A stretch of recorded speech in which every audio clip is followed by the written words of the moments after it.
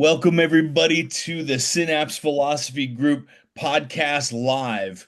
And we are on D.D. Palmer's 1910 book, The Chiropractor's Adjuster. We're on page 971. We are nearly complete with such an amazing writing. We were just discussing before we started recording. Joe Foley was telling us about, we were talking about the Merrick's chart and the Merrick system. And, you said you've been looking for a published article, but there hasn't been one that you can find yet. Is that I'm right? again, John Wolfe asked me, this is about 10 years ago. He researched it, he gathered information. I shared a bunch of stuff with him. We talked about it because we knew there was a osteopathic similar that they called a central place instead of Okay. like a kidney place, a stomach place. They had a Yeah. just slightly different terminology for it. So I know he was working on it. I thought he had published, and I haven't been able to find the article. I'm going to keep looking. But if you look on your Green Book guide on page 85, there's an image there that's taken from some very early notes of a student of D.D. Palmer. So this is 1899, That's what You it said says. page Yeah. 85? page 85. There's a nerve tracing picture.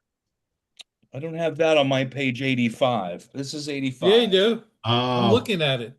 You're on, you know what do what? you There's see? another edition. So I'm looking at my second edition is 85. So it may be you may have a different edition of it. I'm on second edition, page 85. Nope. It's it's What do you different got, from Alan? mine. Alan, you got it? Yeah. It Yeah, says so if you look at that 1899. nerve tracing and you see SP there, Yeah.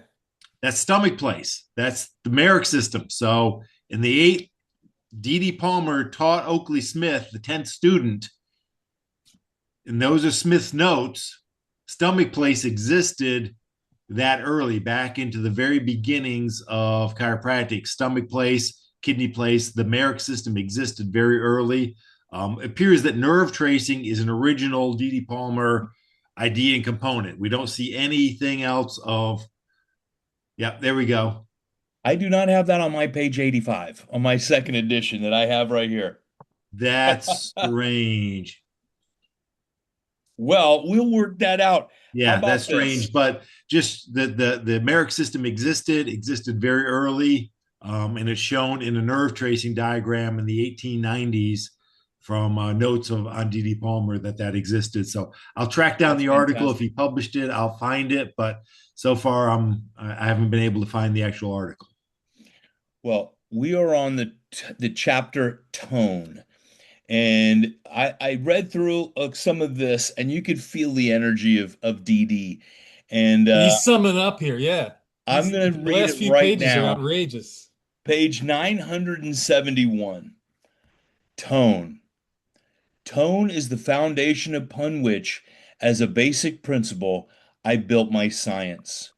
From tone originates all the principles which constitute the science and philosophy of chiropractic.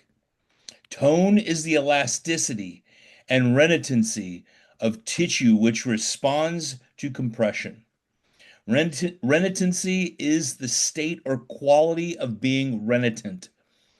The renitency of tissue is the inherent quality of life, the ability to resist pressure. In biology, it is the condition resulting from the elastic forces acting against an impulse. The elastic forces of nerve furnishes the momentum of impulse. This innate quality of springing back, recovering its normal size, shape, and position is known as tone. Hence, we have nerve tone, muscle tone, arterial tone, etc., meaning the ability of those tissues to return to, return to their normal position, size, and shape after being acted upon by pressure. Any discussion there? I'll keep going. It is a self-evident fact that any change in tissue other than that of normal tension produces disease. tone being the product of elasticity and renitency. The distinctive character of tone is due to tension. Tension is the condition of being stretched, drawn tight, strained to stiffness. Gaseous tension is the elasticity of gas, its tendency to expand. Electric tension is the tendency to overcome resistance. Arterial tension is the strain of an artery at full pulse.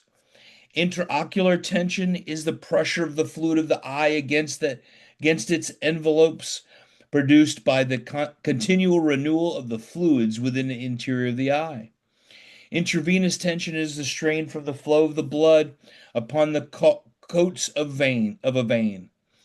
Muscular tension is the condition of the moderate contraction produced by stretching a muscle.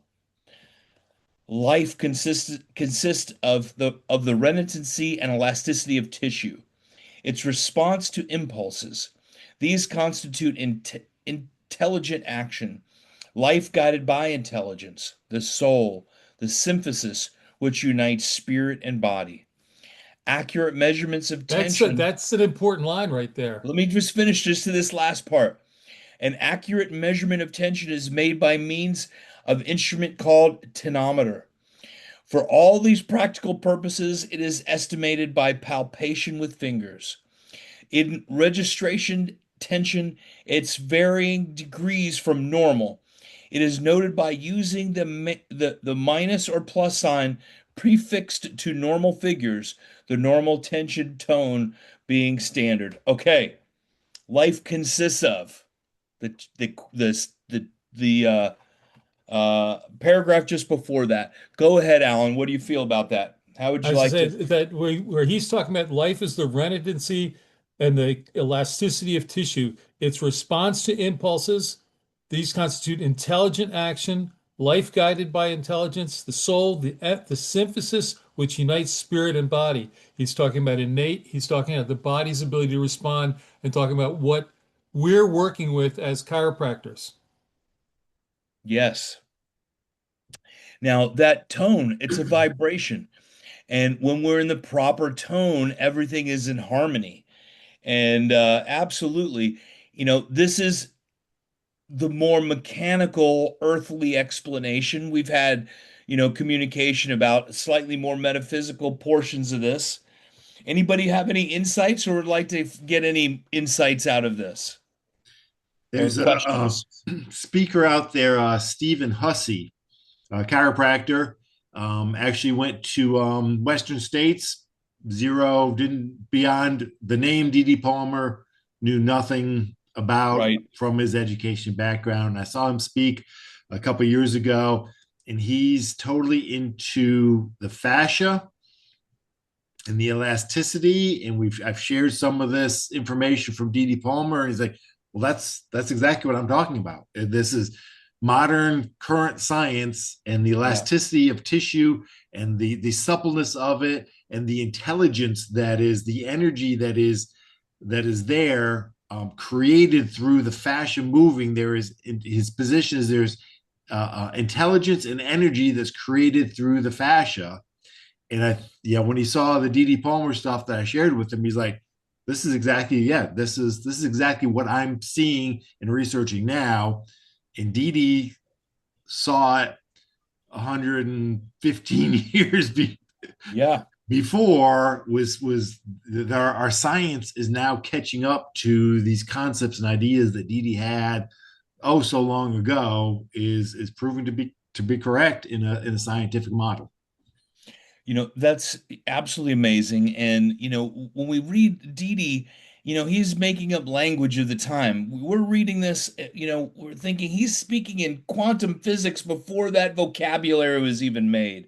He's speaking in anatomy and physiology and creating an understanding for the reader and putting it in eloquent terms. So that reader leaves away, I get that. I understand what you're trying to say. And, because these chiropractors, this was, I mean, how many textbooks did they have? This was compiled notes by D.D. Palmer, right? For their education to go out and serve the world. And we have to remember the science is validating the fascia, but he's still taught, but the core for us is still the fact that the impulses are nerve transmitted or transmitted along nerves, although not necessarily the nerves themselves. And it's the interference to that changes the tension in the fascia. It's And Yeah, the that's what abnormal, this. it's the too much or too little information is what changes that tension. That's a way to measure and determine what you may need to be looking at, but it's not, but we're working to allow a free flow of the information so that tension can be rebalanced and be appropriately transmitted. What this guy was saying is that there was information transmitted beyond just the action potential of a nerve, that fascia had was a component of the nerve system. There was a component of intelligence and information and energy was taking place at a level of not just a true action potential of a sodium pump of a nerve, that there was information being transmitted in a way that wasn't understood in science before that. We thought it was only nerves, and now we're seeing there's a lot more. Nerves are certainly the major driver of it, but that idea of a mental impulse from the Palmers is bigger than just a true specific nerve. Hmm. It's information being flowed through the biological being of this person, is transmitted and allows for this being to exist at a high level. well, and that's why DD, it's all important. There is nothing small about any portion of the body. And when he keeps nailing that home to us, and even here he's talking about the nerve tension determines the quality of that impulse and that communication, not the pinch, but the nerve tension. And from what I've understood, is that that is really where the science is really going. It is truly is more tension on the nerve, very difficult to actually pinch the nerve. Well, any other input? Anybody else like any clarity, or should we just keep moving on? I'm excited to get to this next page too. Christopher, thanks for joining us. Hey Doc, what's going on, guys? I love this podcast. I'm really this is like my favorite topic right here. Um, and Joe, you're saying something exactly correct. And when you look at the nervous system, okay, even with Dee Dee saying it, we have to understand that the nervous system is more than just the nerves, right? It's the entire body as a system, right? And the fascia, we have the bones, we have the muscles, we have the nerves, we have that all down, but the fascial system is something that's almost like the ocean. We know about it, but we haven't really stuck our foot too deep into it. There's a beautiful article out there called Awareness of the Fascial System, is released in 2019. I encourage anyone to look that up. Awareness of the Fascial System. It's an Italian doctor. I think it's Biordi or Biondi, and it goes into Alan as well, that link between the actual physiological transmission and then what Joe was talking about with the more beyond, and it puts it into that scientific research thing. It's great. There's also another thing called fascial unwinding, and that goes into piezoelectric properties and how the fascial system is actually more electromagnetically active than we think. And that even links into when G Deep was doing magnetic healing, going into mesmer, and how all of that is actually physiologically possible. And it's really fascinating to see how all of this, and how they say how he's ahead of his time, is truly now coming into fruition. And this is really going to be that next shift. And chiropractic is right at that point to really be that spearhead for what this world needs. Well, the more the world needs more DD. That's what I'm taking out of all of it. Absolutely. And I thank you for bringing that back to DD Palmer, because I was going to tell you we're going to try and stay 100% in chiropractic when we communicate this, so we can stay focused on it, and how important it is to see these writings, read them, communicate them, and then also share what your feelings are and what you get. So thank you very much for sharing that, everybody. I really appreciate that. Let's get on to the next part. What do you guys think? Go ahead. A Portland mix-up. The cuts of five doctors and their ads occupy a right-hand lower corner of a newspaper. There are three Chinese one. Men cured pay when satisfied. And the fifth under the plug that says chiropractic nerve specialist. Curing without drugs is my business. I get cured, and that's your business. So to get cured, I don't know. For constipation and dizziness is the herald of the undertaking business.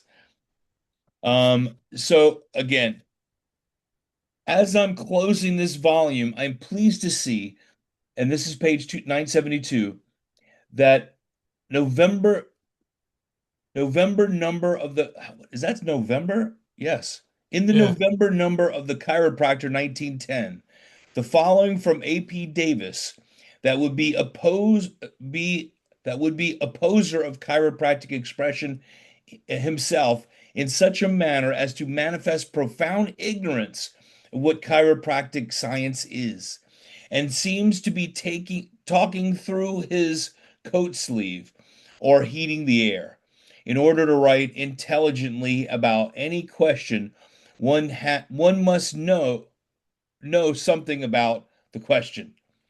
All right, mouthful again. As I was using the other than chiropractic and adjusting patients, I would also say that I do not mix it and any other treatment, although I am in position to have to teach other methods simply because the college demands it. I do not even mix them. One thing at a time is all that is taught or practiced by our humble servant. Dr. Davis visited me twice in Portland. The last was March 1910, during which he was quite interested in learning more of the science as shown by the following. I'm not going to read that whole thing, okay? Unless you guys want me to, but it's just a quote from AP Davis. Should we read that or you want to skip it? I think it's mostly, to summarize, it's mostly talks about how good DD is and how important the stuff he's writing Exactly. is. And Davis is saying, DD, good job. And it's important, but I think we're trying to be concise a little bit. And I'm just going to move on to 973, what we should know Just as to the pause a chiropractor. second, Haig, Go ahead. Davis is a key figure in our history. So some of the stuff I'm not suggesting we read those comments, but Davis is somebody that's not really known and understood. We talk a lot more detail in our latest book about him and his role, and he's really a key figure in. He was a medical doctor. He was a homeopath. He was an osteopath. He was one of those guys that went and learned firsthand from whatever there was a drugless healer out there. He traveled there and learned firsthand from them, which he did with D.D. Palmer. So he's a guy that really comes from a big position that he knows and understands what stuff is out there. He misunderstood DD stuff. He didn't agree with a lot of DD stuff. They conflicted. But when you see stuff about AP Davis, when you see our new information to understand who he was and the sounding board that he was for DD, he's really a key figure in our history. We've talked about him here in the past, and absolutely, and I appreciate that insight. Absolutely, does it's he is a key figure. This is really just talking about him, accolades towards DD. Alan, would you like to read? Sure. Happy to do it. Thank So you. on 973, what we should know. We should know that a light pressure on nerve irritates the filaments which it contains, that a heavy pressure closes the nerve tubes, that either too much or not enough functioning is disease. That's an important statement, that either too much or not enough functioning is disease. That to have health, pressure must be removed from the nerves, thereby allowing innate to perform its functions in a normal manner. Go on. We should know that the heating of the body, normally or abnormally, is a function, that fever is but excessive heat caused by nerve tension, that if the pressure causing the various kinds of fever is removed, normal heat will be restored in from 5 to 10 minutes. It's not necessary for a chiropractor to wait until the fever is fully developed before he aborts it. We should know that pimples, boils, ulcers, tumors, and cancers are due to nerve pressure causing too much action and heat, which articulation is out of alignment, making an unnatural projection, pressing against the nerve, causing irritation, excessive heat, overaction, and oversupply of nutrition. Also, that to remove the impingement by replacing the exposed projection is to reinstate innate, so that all functions may be performed in a normal manner. Let me say something here. Now, I'm just realizing how much he's talking about pinch and, nerve pressure. Impingement. He's not talking about pinch, he says impingement. Impingement and pressure. Didn't he say that word was, didn't I see that? Yep. Some nerve tension. That's really what he usually talks about is nerve tension, right? Is he due to nerve pressure? He says that just at the beginning of this paragraph that we just paused on. Is there a correlation with that? Is that maybe I'm just fishing for things at the moment, but it just Impingement causes a pressure on a nerve, which changes the okay, transmission, and that causes that's the cause of the various things he's talking about. okay. His terminology is really, trying to be as precise, but he seems to go back and forth a little bit with it. So That's what I'm saying. impingement In this, impingement is different than a pinched nerve. And yeah, in his He's very description, it's clear kind of all like along one that side, impingement like and impinge are different. He says nerves are impinged, not pinched, and he's yes, very adamant about they're that. different, but in his writings, sometimes the lines get blurred a little bit where he uses, nerve pressure, and it's easy to say, is he talking about a pinched nerve, which generally he's not, but it's there's sometimes where it's not as clear, and sometimes he makes it very clear what when he's talking about what is an impingement versus what is a pinched nerve, and he's saying that doesn't happen, but it causes pressure on a nerve and it causes tension on a nerve. But it's really, I wish those were a little bit more refined in his writings, that he cleaned that up so that each place he's talking about the same words, the same concepts, and his word choices are consistent throughout, and they seem to blur a little bit at times. Yeah.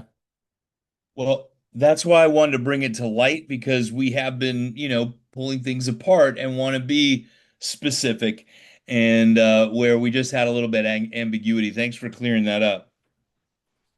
Again, he's Well, writing, he's writing on a typewriter, he's writing handwritten. We have computers and we reread and edits and stuff like that. And just, it's a different Oh yeah. style, a different mechanism when you're typing something out to fix a minor thing like that and retype the whole page. It's just, it's a total different system from writing what he was used to and what we're used to. So those minor things I think slipped through, and I wish they got fixed, and they didn't. he didn't Coming even have from an era when whiteout. I had to use a typewriter and white out or whatever, when you make a mistake, I get it. I used liquid whiteout, and then there was that type over the paper that you could type Oh over and yes. type in Oh yeah, it. yeah. Type it in there. We're old Let's keep. guys. That's right.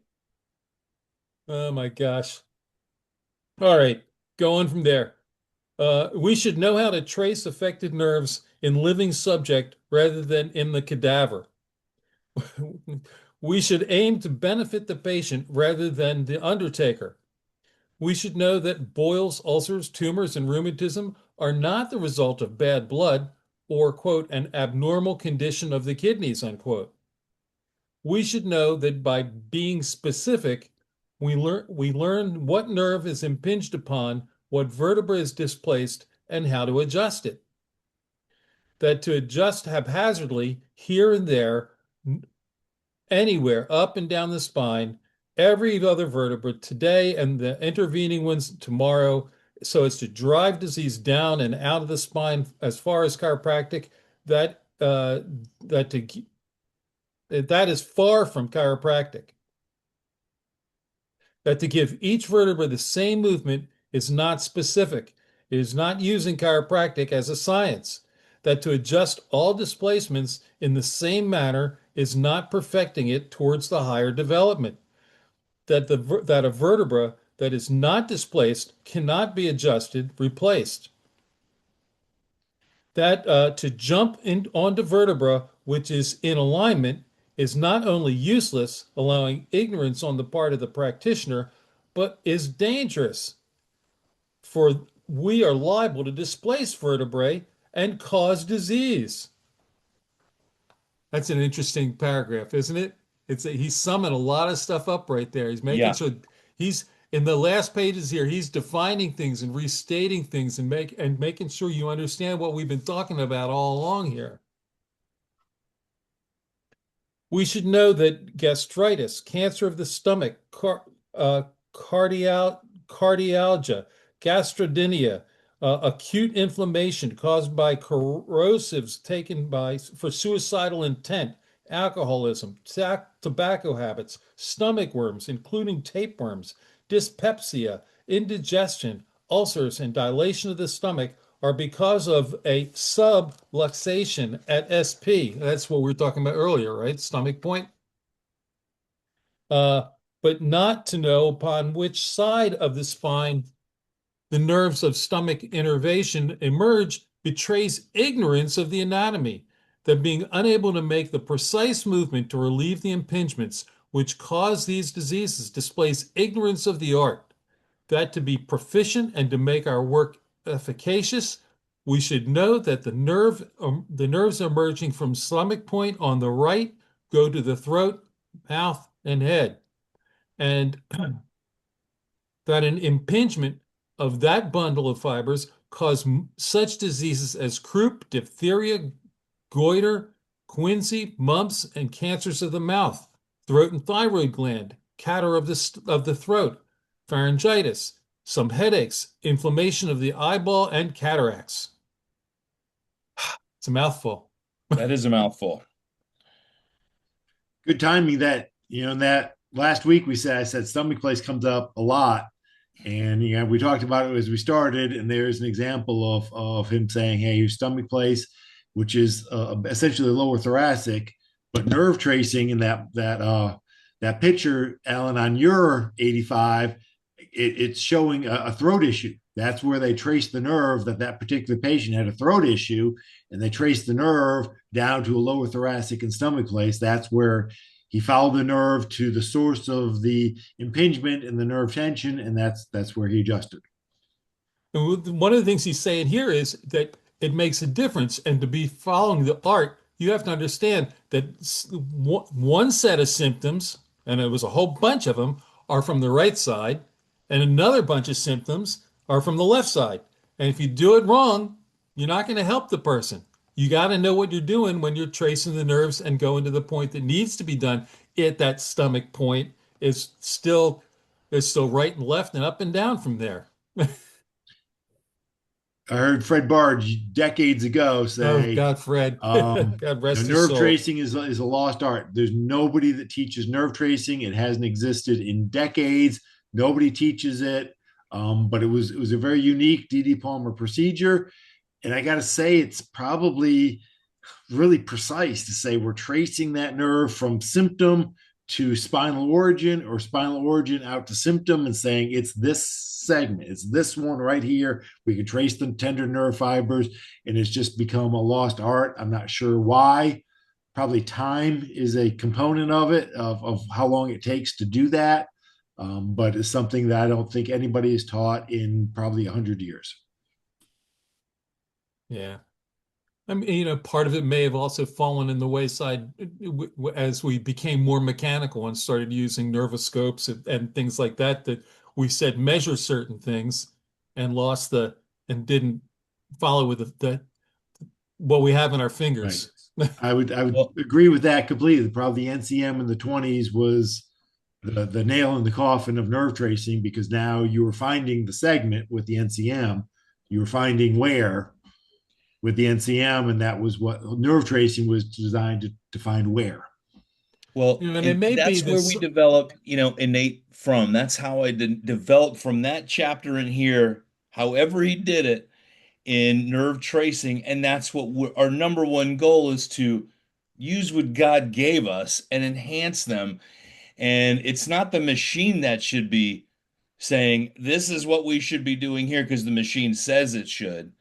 But my connection from spirit to spirit, innate to innate, and connecting to that vertebra, knowing that is the right place to adjust. The machine's the idiot, and it's the idiot that relies on the machine in my world. And I'm sorry about that if that hurts anyone's feelings, but the salesmen have literally taken over our profession and dictating our techniques, which I think is a sad thing, really.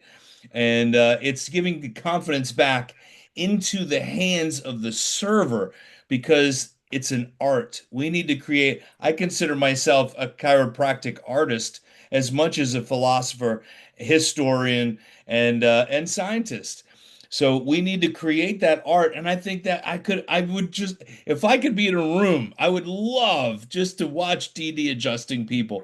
What is he doing? I'm sure we've all sort of visualized that. But that's how we developed, innate adjusting in our innate workshops. Really is the best that I could imagine in my brain and put that into fruition of what Dee Dee would have done, and then of course, all the things that we've learned over time. I But wonder thank if you for sharing that.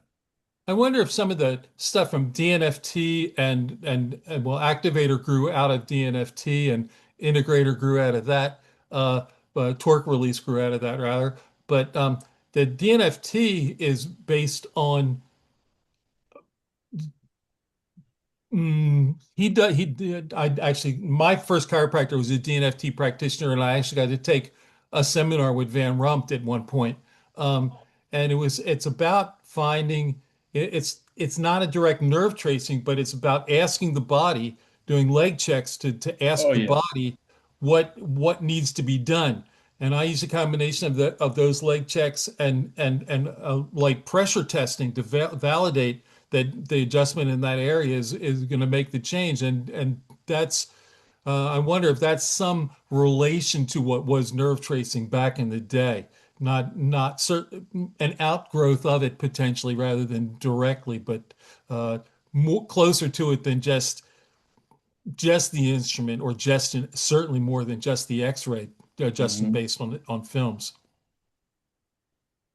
The practitioner is absolutely a component of this Yeah. taking place. So I think all techniques are really hoping to focus the practitioner to know with certainty this is where, if I do something right here, I can have a positive impact on that patient. And a different practitioner may have a similar positive impact at a segment higher and on the opposite side. But you say, well, how can that work? You're adjusting here and I'm adjusting there. And you're saying you're both. Yes, if the practitioner is through their technique and their analysis saying, I am have the confidence, this is where I can have an impact on this with my personal physiology and that patient's physiology, I can have a positive impact at that person at this moment. And Alan, you may look at that exact same patient and have a different input, a different way that your physiology would interact with that unique patient, maybe at a different segment, at a different level, and in a different manner.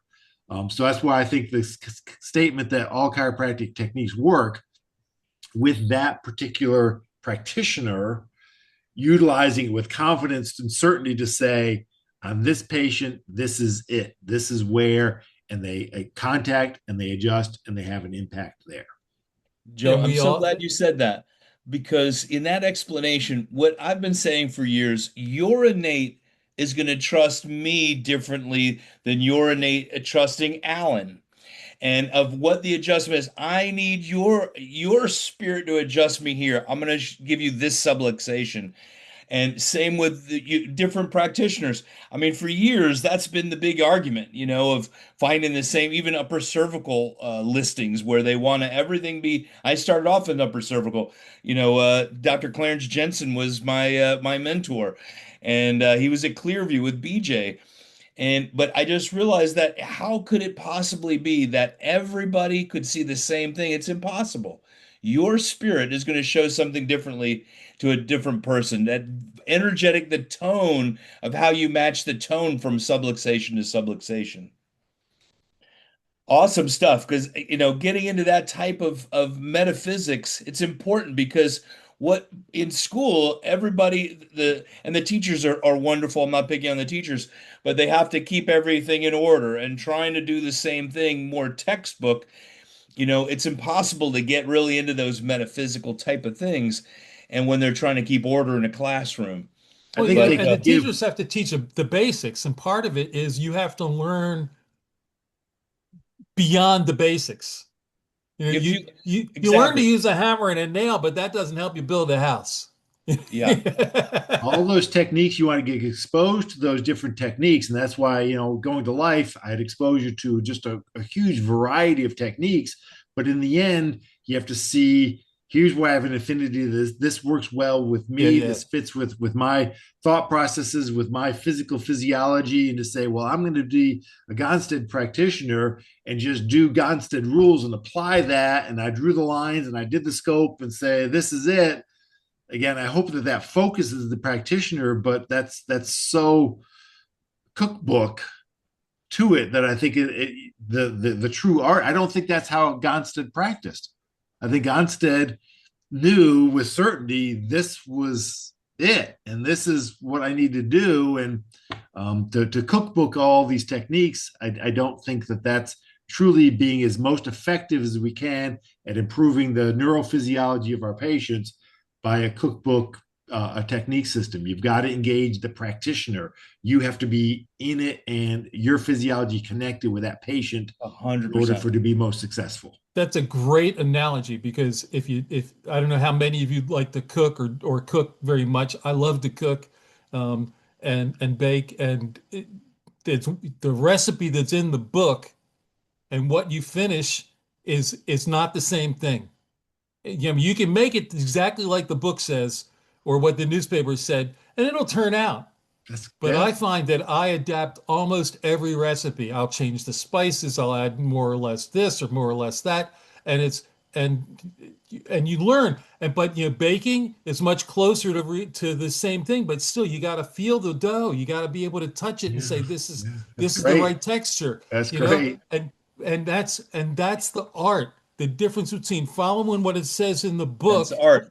Yeah, and the art of being able to cook and present a meal and make it look nice and have the taste good is they're two different things. yeah.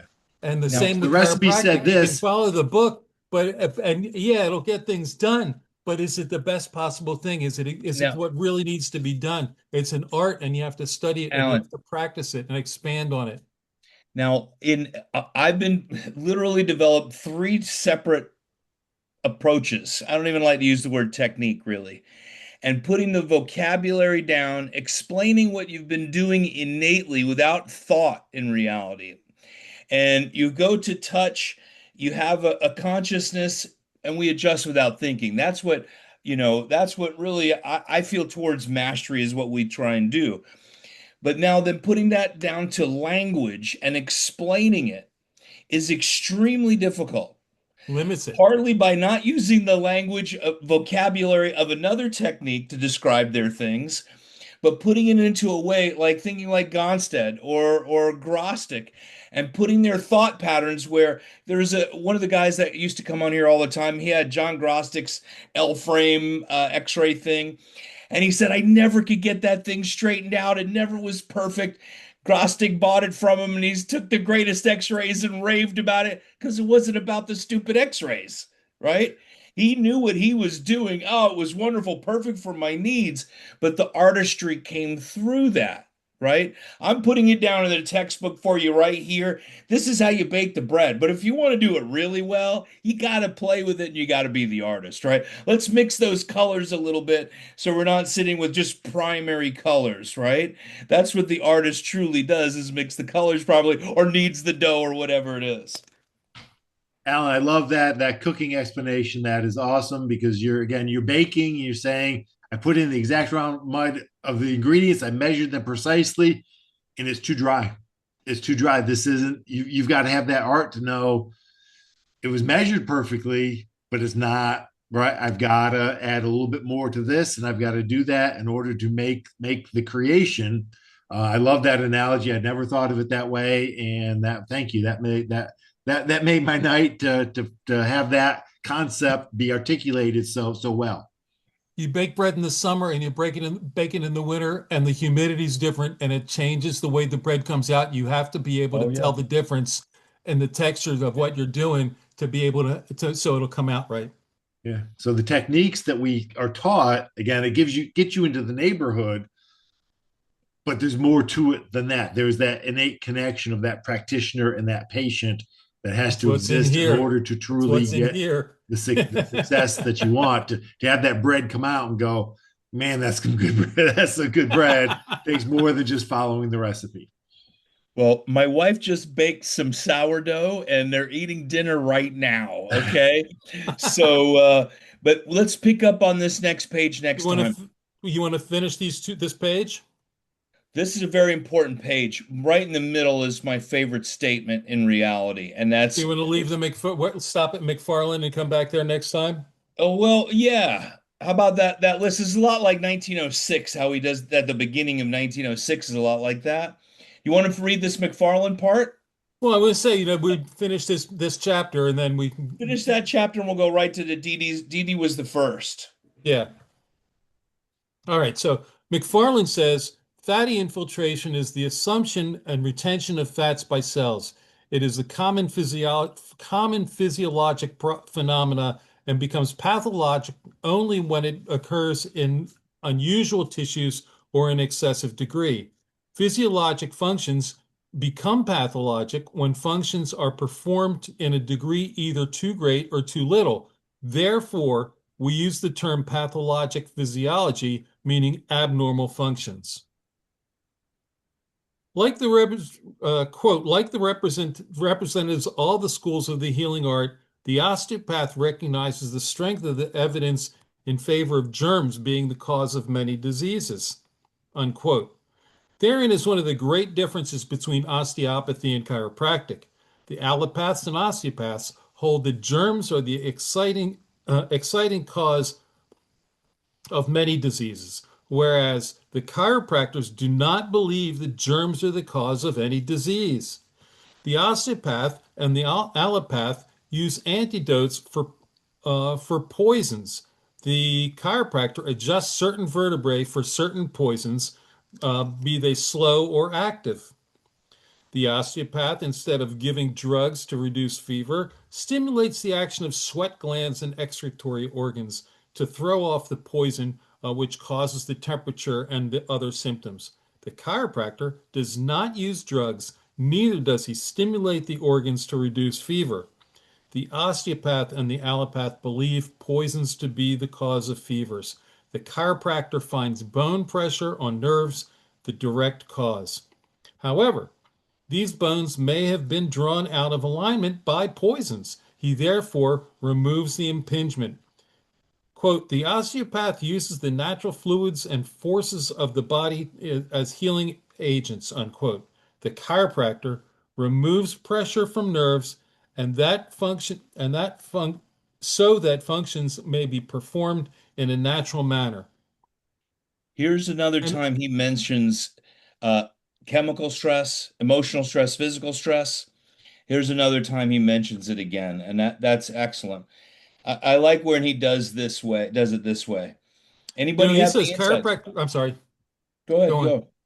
I said when he says chiropractors do not believe germs are the cause of any disease, and I think that so many people in our profession today have lost track. And he talks about the chiropractor doesn't use drugs or either stimulants or we use so many things are being done in chiropractic offices today, that are not part of our profession, to be honest, and Yeah. there's, we're well, use these vitamins. Well, it's just nutrition. It's not, it's still, it's a drug.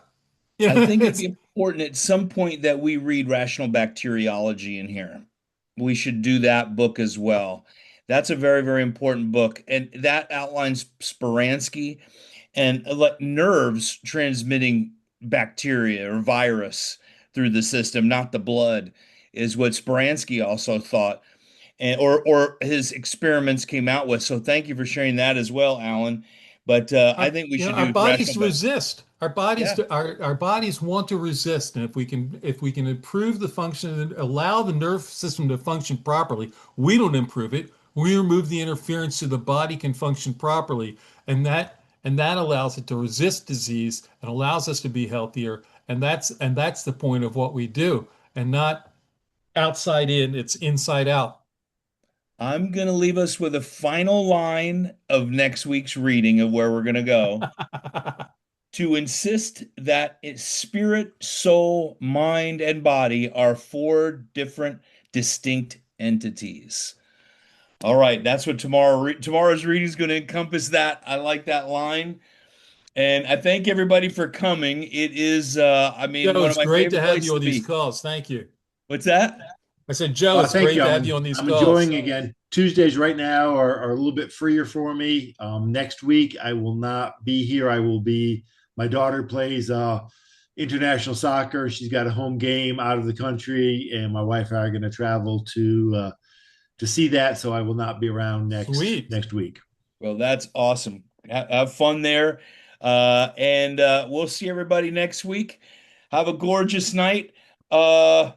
Yeah, we'll see you soon next Tuesday, same time. Good Great. night, everybody. Good night, Thanks, guys. Haig. Thanks for being